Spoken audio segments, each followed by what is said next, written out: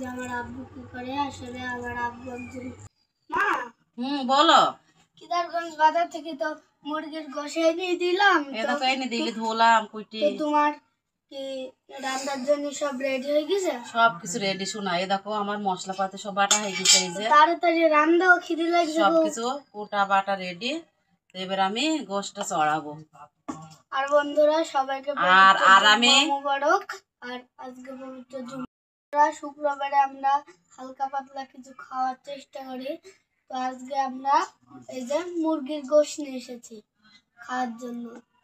মানে শুক্রবারে তো একটু আয়োজন দরকারি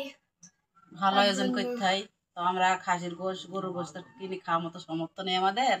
তো এই যে আমাদের জন্য ব্রয়লারের গোশ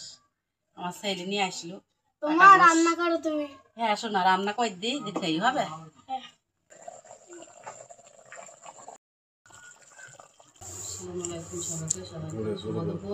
সবাইকে জুম্মা মোবারক এই যে আমার ছেলে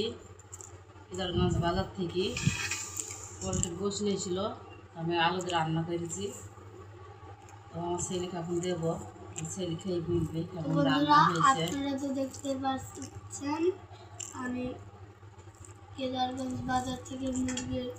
গোশ নিয়েছি শুরুতে আপনাদের দেখিয়েছিলাম মা রান্না করে দিল খেয়ে দেখি কেমন তো সাথে এই যে মটরের ডাল রান্না করেছি তো ব্রয়লারের গোশ আর ডাল হ্যাঁ বলো বাবু মটরের ডাল আর গোশ দিতে ভালোই খাওয়া হয় ভালোই খাওয়া হয় তো ব্রয়লারের গোশ দিলে না যে কোনো গোশের সাথে ডাল দিই খাওয়াটা ভালোই হয় তো আমার ছেলেকে এই যে এবার আমি খাই দেবো খেয়ে বলবি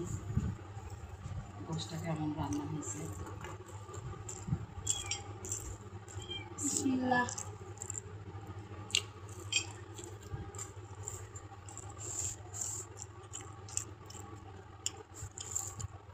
বন্ধুরা আপনাদেরকে ইয়ার বলবো মায়ের হাতের রান্না অনেক ভালোই লাগে আর এমনিতেও তো মায়ের হাতের রান্না অনেক মজার তো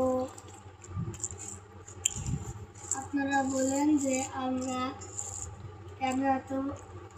মায়ের ব্রয়লার মুরগির গোশ খাই কারণ আপনার মধ্যবিত্ত ফ্যামিলির একজন লোক তার জন্য আমরা বেশিরভাগ খাই আর খাসির গরুর গোশ খাওয়া আমাদের সামর্থ্য নেই তো আপনারা কমেন্টে বলেছেন যে আমার আব্বু কী করে আসলে আমার আব্বু একজন কৃষক তো আর শুক্রবার এলেই আমি অনেক চেষ্টা করি ভালো খাওয়ার জন্য তো আমাদের সামর্থ্য অনুযায়ী যতটুকু আমাদের আল্লাহ মা পায় সেই অনুযায়ী আমরা খাই তো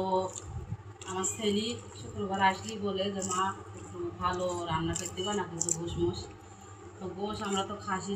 গরু তো খাওয়ার মতো আমাদের সামর্থ্য নেই আমরা এই যে পোলট্রিটা আমাদের যতটুকু সামর্থ্যের খোলা সেই মুরগির গোশটা খাই এই যে গরিবের খাওয়া এটাই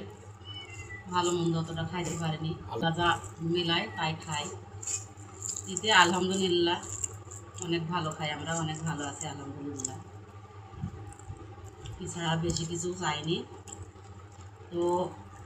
তাই আপনাদের সাথে চাওয়া আমাদের বেশি বড় কিছু চাওয়ার নেই পাওয়ার নেই আপনারা শুধু আমার ছেলের আর আমার ভিডিওটা দেখবেন শুরু থেকে শেষ পর্যন্ত সাপোর্ট করবেন শেয়ার দেবেন ফলো করবেন আর নতুন করে কিছু বলার নেই আপনারা একটু আমাদের পাশে থাকেন ভালোবেসি